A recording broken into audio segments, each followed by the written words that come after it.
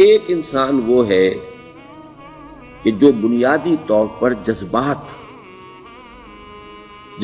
سے فیصلہ کرتا ہے. آپ اس کے جذبات کو اپیل کر لیجئے، وہ آپ کی بات مان لے گا. ایک آدمی وہ ہے کہ جو پہلے بات کو سمجھنا چاہتا ہے کہ میری عقل بھی اس بات کو تسلیم کرتی ہے کہ نہیں. بس یہ ڈسٹنکشن ہے. جو شخص چاہتا ہے کہ پہلے سمجھوں پھر مانوں، وہ انٹلیکچوئل ہے، چاہے ان پڑھ ہو. An absolutely illiterate person can be an intellectual and a PhD can be a جذباتی آدمی. PhD ہونے سے کیا ہوگا؟ ایموشنل ہو سکتا ہوں. PhD تو اس نے کی ہے کیمسٹری میں کی ہے، کسی اور میں کی ہے، بہت دیر تک بیٹھا رہا ہے بیچارہ، اور وہ بہت سے اسٹیٹسٹکس جمع کی ہیں، ڈیٹا فراہم کیا، اس کے اوپر کوئی ایک پیپر لکھ دیا، PhD ہو گئی. ضروری نہیں کہ PhD کے اندر کامن سینس بھی ہو. کامن سینس بہت بڑی ریئر سینس ہوتی ہے. It's called common sense but rarely found. اسی طریقے سمجھ لیجئے الٹریٹ شخص بھی، لیکن یہ کہ اگر اس کا مزاج جیسا ہے، اس کی ایک شخصیت ہے کہ وہ پہلے بات کہتا ہے، بات پہلے مجھے سمجھاؤ.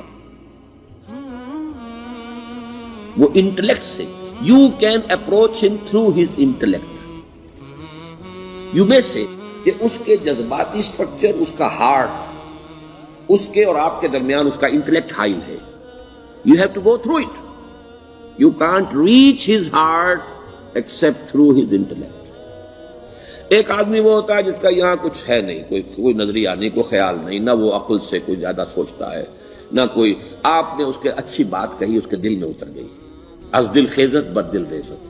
خلوص کے ساتھ آپ نے ایک بات کہی، بات اچھی تھی، اس کی فطرت نیک تھی، اس نیک فطرت کو بات جا کے اپیل کر گئی. And he starts going with you. میں نے تبلیغی جماعت کا اور ان تحریکوں کا جہاں تقابل کیا ہے کہ تبلیغی جماعت کی جو اپیل ہے ایموشنل ہے، انٹلیکچوئل نہیں ہے.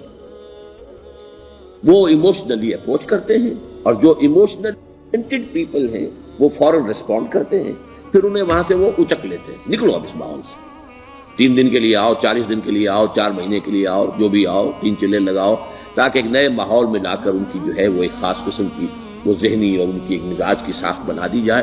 تو یہ ان کا طریقہ بہت صحیح ہے. It's very perfect. ان کی میتھڈالوجی میں کوئی لوپ ہول نہیں ہے، یہ میں آپ کو بتا دیتا ہوں. اس لیے کہ آج اس کے شخص کے دل میں ایک اچھا جذبہ ابھرا ہے، اور وہ کل ہو سکتا ہے نہ رہے. You cash it. ابھی کیش لو، ان سے نقد لو، نکالو بھائی، وقت نکالو، نقد. اور ان کا بڑا پیارا جملہ ہے، گھر گئے تو گر گئے. بڑا پیارا جملہ، گھر گئے تو گر گئے. یعنی یہی وعدہ تو کر لو نا کہ بھائی ارادے تو کر لو. بڑا پیارا انداز ہے یہ. بھائی ارادے تو کر لو. وہ ارادہ کر لیا تو آپ ایک وعدے کی وجہ سے بند گئے. اب یہ کہ اچھا بھائی چلو نکلو. اب نکل گئے تو پھر تو ان کے قابو میں آئی گئے. اب آپ انہوں نے 24 گھنٹے وہ آپ کو جو ہے اس میں رکھنا ہے کہ وہ آپ اپنی ساری سوچ وہ سب کی سب جو ہے وہ سب جاتی رہے گی. تو یہ اپنی جگہ پر it's a very perfect methodology, لیکن اس کی اپیل لمیٹڈ ہے to emotional people, not to intellectuals. ہاں ان میں ہیں پروفیسرز ہیں، یہ ہیں ڈاکٹرز ہیں، لیکن وہ ضروری نہیں کہ انٹلیکچوئل ہے. پروفیشنل ہے، ان کا ایک اپنا ایک سمجھ ہے، اس میں کام کرتے ہیں. تو یہ جو ایٹیچیوڈ ہے کہ ذہن کے راستے سے اپروچ کرنا، اسی لیے قرآن کی اپیل کیا ہے؟ افلا تعقلون، افلا یعقلون، افلا تذکرون. ساری باتیں عقل سے کہا. ابھی میں نے جیسا کہ آپ کو بتایا، قرآن تو یہ کہتا ہے کہ بغیر یا تو عقل سے بات مانی جائے گی، اور یا قرآن کی بات مانی جائے گی، یا رسول کی بات مانی جائے گی. العلم علمان ولا تخف ما ليس لك به علم ان السمع والبصر والفؤاد كل اولئك كان عنه مسؤولا.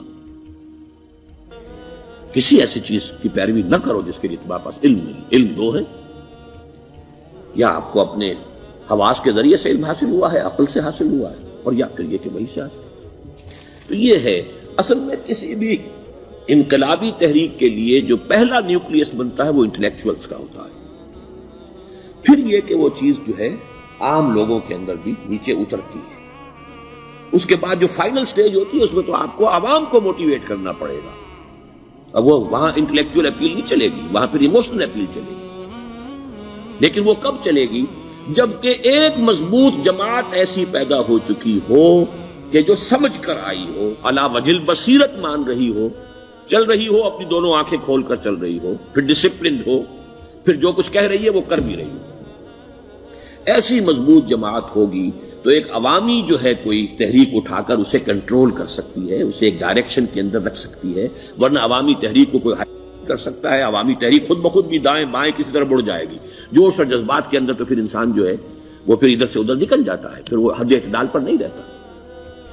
اس کو کنٹرول کرنے کے لیے جیسے ریڑھ کی ہڈی ہے انسان کے جسم میں، وہ جب تک کھڑی ہے میرا پورا پوسچر کھڑا ہے، اگر اس میں سے کوئی ایک منکا بیٹھ گیا تو کوب نکل آئے گی انسان کی۔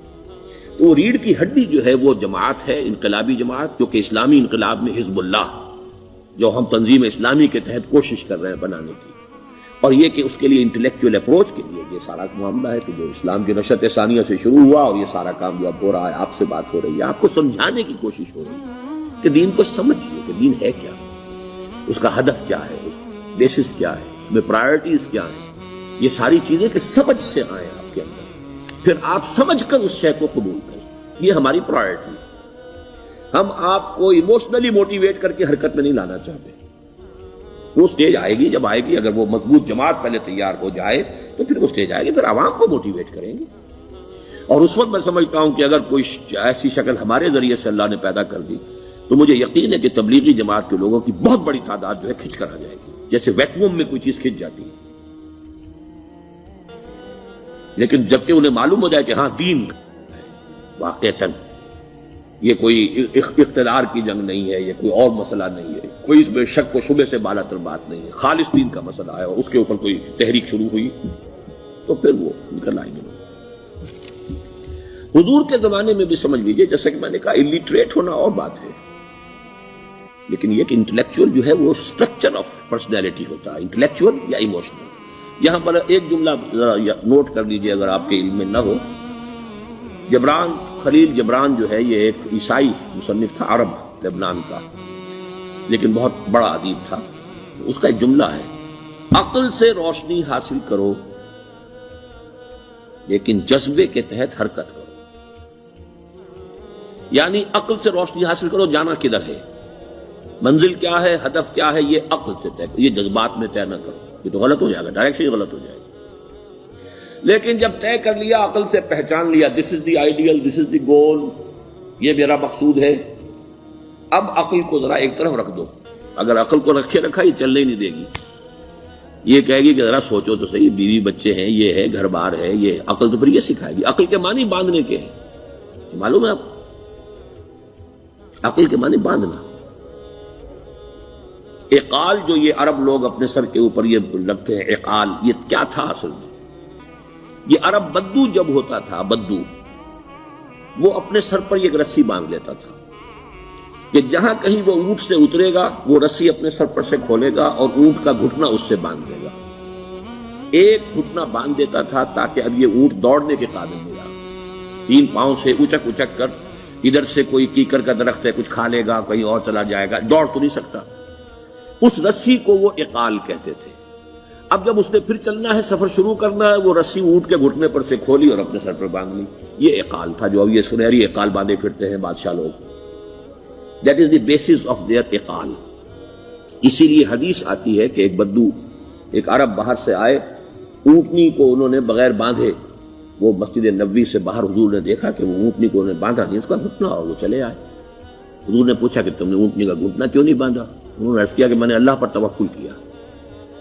تو حضور نے فرمایا یہ غلط ہے، اعقلھا ثم توکل، پہلے اس کو باندھ دو پھر توکل۔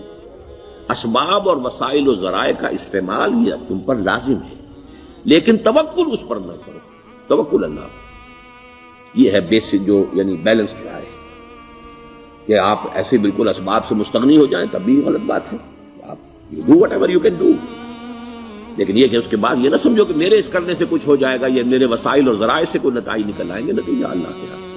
تو اعقلھا ثم توکل، یہ اعقل عقل کے معنی باندھنا، پہلے باندھو اس کو۔ تو اگر چلنے میں تو عقل کو ایک طرف رکھ دو، بے خطر کود پڑا آتش نمرود میں عشق، عقل ہے محو تماشائے لبے بام ابھی۔ عقل تو نہیں اجازت دے سکتی تھی حضرت ابراہیم کو کہ کود جاؤ آگ میں، عقل تو یہ کہتی نا کہ بابا جان خامخواہ دینی ہے، اگر تم اپنے آپ کو بچا لو گے، اس وقت کوئی کوئی ہیلا کر لو، کوئی تھوڑا سا نمرود کی خوشامد کر لو، چھوڑ دے تو پھر اس کے بعد توحید کی دعوت دینا. لیکن یہ کہ زندگی ختم ہو گئی تو توحید کی دعوت کون دے گا؟ عقل تو یہ سکھاتی نا، پٹی پڑھاتی. لیکن بے خطر کود پڑا آتش نمرود میں، عشق عقل ہے محو تماشائے لبے بام ابھی. عقل تو وہیں بیٹھی دیکھ رہی ہے کہ یہ کیا کیا اس نے، یہ جمپڈ، یہ شوڈ ناٹ ہیو جمپڈ. تو عقل سے روشنی حاصل کرو، ڈائریکشن کیا ہے، گول کیا ہے، جانا کیا ہے، یہ طے کرو عقل سے. اس میں جذبات کو دخل نہ آنے دو، اور جب چلنا ہے تو اب عقل کو طے کر کے رکھ دو اور اب جذبے کے تحت حرکت کرو. بہت عمدہ جملہ ہے.